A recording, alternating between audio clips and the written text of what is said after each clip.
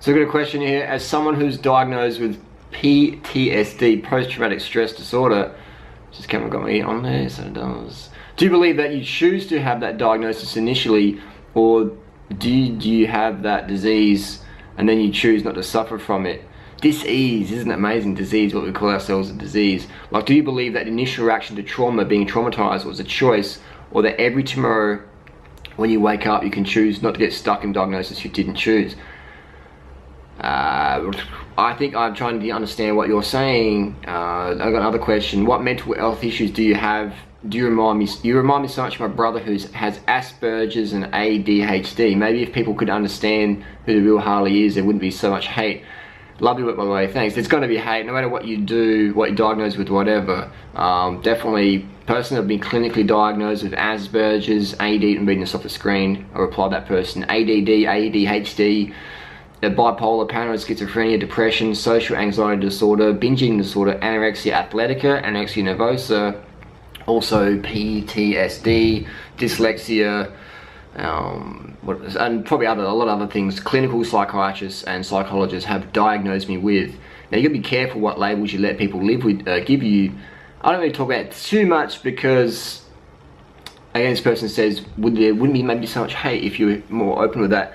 There's a massive stigma in society about mental health issues. So I don't talk about it generally too much, because you walk out here, hey, my name's Harley, I'm paranoid schizophrenic. People are like, oh, if I went out and killed someone today, I probably wouldn't even go to prison. I will maybe get 4 years.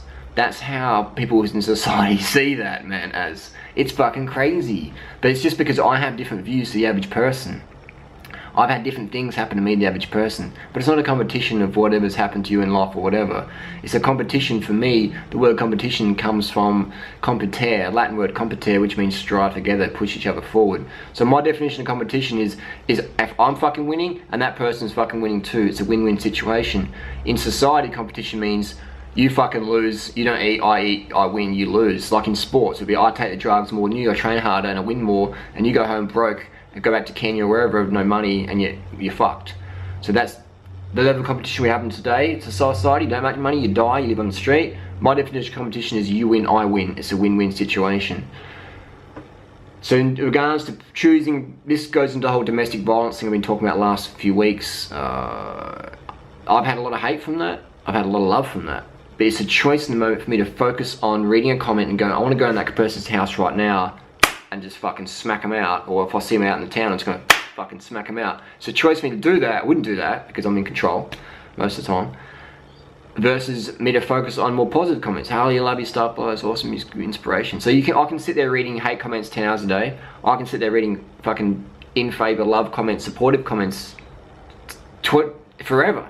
There's unlimited amounts of them. There's unlimited levels of hate. Whatever you focus on is how you're gonna feel. How you focus right now is how you feel. So a lot of people out there saying, look, I don't have control, my psychiatrist said I need this. Well, that's cool, but I've had people tell me that as well, and I choose to disagree. And I choose to say to those people, you can disagree with me, but you're still fucking wrong.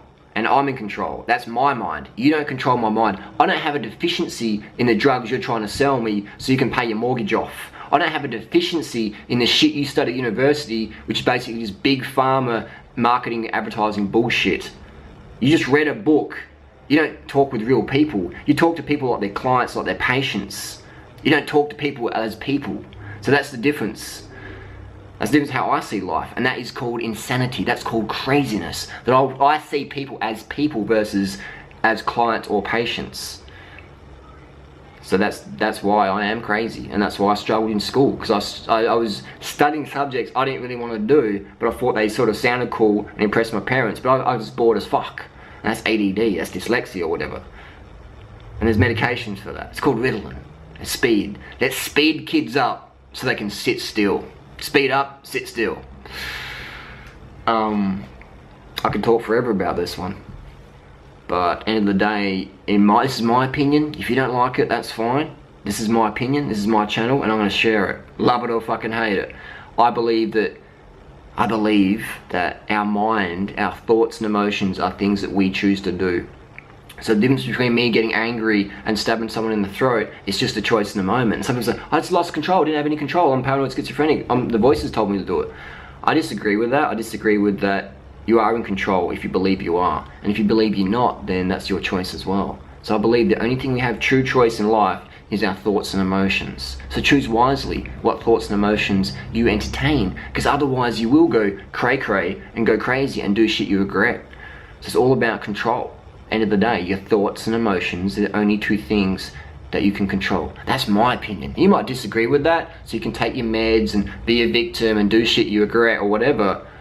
But in my opinion, your thoughts and emotions, that's what you want to control. And those who don't have control of thoughts and emotions will be controlled. You'll be controlled by people who don't really give a fuck about you. You see it as a patient, as a client, or whatever. And they're not the people I really want to hang around. Do you? Do you want to live your life on the diagnoses of these fake, pretentious people who don't even really give a fuck, who see you as a number, as a MasterCard number, or a healthcare number, or whatever. They see you as a patient, as a client. They don't even look at your face. They're just like writing out scripts, here you go, boom, see you later. Or if they do look at you, they look at you in a condescending manner. And if you do ask questions, they're like, why do you want to know? What? This is your body? How dare you ask me questions about your body, your mind? How dare you ask me that? I studied at fucking university. And obviously there's some fantastic doctors out there, so I'm not bashing everyone. I'm just saying the majority out there, big pharma puppets, they don't really give a fuck about you. Because they're also jaded as well. They think, well, no one gives a fuck about themselves. Why should I give a fuck about them? So end of the day, put the responsibility back on yourself. You gotta back you. You gotta back you. Don't want anyone else to back you, but fucking you.